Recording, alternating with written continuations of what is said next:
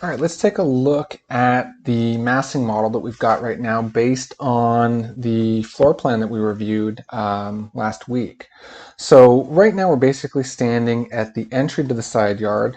We can see your tall two-story neighbor here, a row of Corten steel planter boxes with some bamboo in them. This could be swapped out maybe for another tall growing plant, but if you're going to go with bamboo, definitely need to put it in planters. You don't want this thing getting into the ground and just taking over.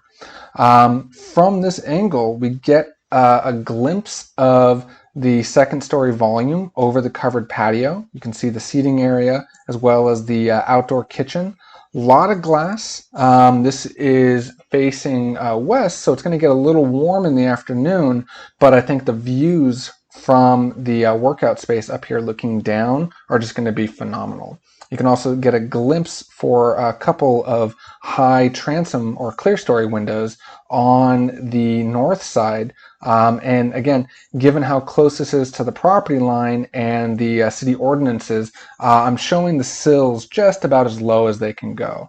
So let's move into the property now, and I'll talk a little bit about sort of the materials I'm thinking about. I know you guys like the polished concrete floor look. I think that's a great choice. I think that could be a continuous inside-outside material, which will make this covered patio feel very much like part of the inside space for the music room. I'm showing a cedar soffit and a bit of a cedar material here. This could also be redwood, some sort of, and we might even go with some sort of composite wood, something that is not real wood, but maybe a like a Trex deck or an Azek or something like that that's a bit lower maintenance. But I love, at least for now, considering the real wood. I think it looks phenomenal. And given how small of an area you have, I think it's nice to have a little bit of a punch here. So this is the second story volume above. You can see that from your living room, you still have a lot of sky. You know, there's still views even of the greenery for your neighbor between the gap of the outdoor kitchen wall and the underside of the patio. Lots of glass connecting the music room to the outdoor patio. And again, given that the contemporary steel stair is bisecting this glass, this is just going to be fixed. These are fixed panels, not operable, which is good for acoustics and good from a price point too. Fixed glass is a lot cheaper than operable. We've got a pretty nice outdoor kitchen here. I've got your smoker, your green egg, your natural gas grill, and some ancillary bit. This could probably be a griddle. I think you wanted this to be a griddle, but I modeled or pulled from the warehouse something that's akin to that. And still some extra counter space too.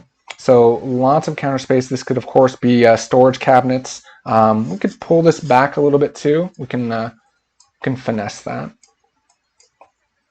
Now, I've not really modeled the inside. We're not quite there yet, but just to give a glimpse of the idea for the inside, you'd go inside the door through here, and this drops you into the music room, and we'd have the stairs going up to the second story, and these are open risers, open stair. It's meant to be very, very open, very contemporary. It's a showstopper piece. You know, I think it's a really interesting piece to have here. More glass here, but it's facing the chimney and the air conditioning unit. But again, this big piece would be fixed. This would be operable, as would this piece over by the desk and the downstairs storage area. And so you'd be able to get a nice cross breeze here between these two windows when you open them up. Plenty of room for the grand piano, plenty of room for the desk. This is your actual platform desk. I've done a fair job of mocking it up, I think. And just to give you a sense, I didn't quite model the band in a seating arrangement, but you can see there's plenty of room for it here.